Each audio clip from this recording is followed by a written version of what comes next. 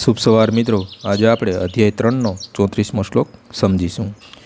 ઇન્દ્રિયસ્યો ઇન્દ્રિયસ્યાર્થે રાગ દ્વેષો વ્યવસ્થિતો તયોર્ન વશમાગચ્છેતો હાસ્ય પરિપંથીનો।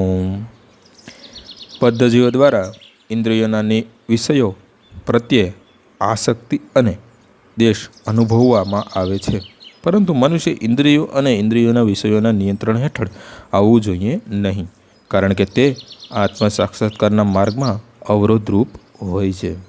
કૃષ્ણ ભાવનામૃતમાં સ્થિત મનુષ્ય ભક્તો સ્વાભાવિક રીતે જ ભૌતિક ઇન્દ્રિય તૃપ્તિ પ્રત્યે અરુચિ ધરાવે છે, પરંતુ આવી ભાવનાઓથી રહિત મનુષ્યોને શાસ્ત્રોક્ત નિયમો અને નિયંત્રણોનું પાલન કરવું જોઈએ।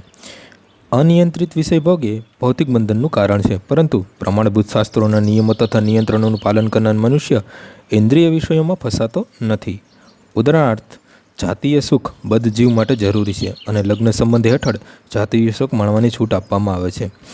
શાસ્ત્રોની આજ્ઞા અનુસાર પોતાની સ્ત્રી સિવાય અન્ય સ્ત્રીઓ સાથે જાતીય સુખ વર્જ્ય છે અને અન્ય સર્વ સ્ત્રીઓ પોતાની માતા સમાન ગણવી જોઈએ, પરંતુ આ શાસ્ત્રના આદેશો હોવા છતાં મનુષ્ય અન્ય સ્ત્રીઓ સાથે જાતીય સંબંધ રાખવાનું વલણ ધરાવે છે।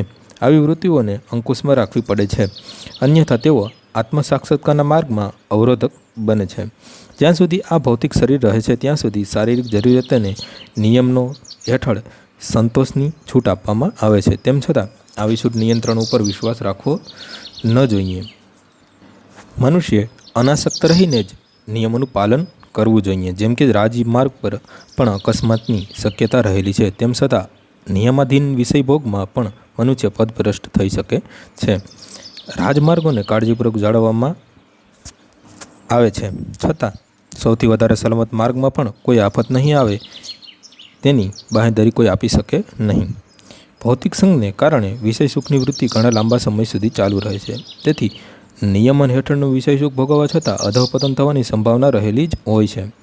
માટે નિયંત્રિત વિષય સુખની આસક્તિથી પણ સર્વથા દૂર રહેવું જોઈએ, પરંતુ કૃષ્ણ ભાવનામૃતમાં આસક્તિ રાખવાથી અથવા કૃષ્ણની દિવ્ય પ્રેમમય ભક્તિમાં કાર્યરત રહેવાથી મનુષ્ય સર્વ પ્રકારના ઇન્દ્રિય વિષયક કાર્યો પ્રત્યે વિરક્ત થઈ જાય છે। માટે મનુષ્ય જીવનના કોઈપણ તબક્કે કૃષ્ણ ભાવનાથી વિરક્ત થવાનો પ્રયત્ન કરવો ન જોઈએ।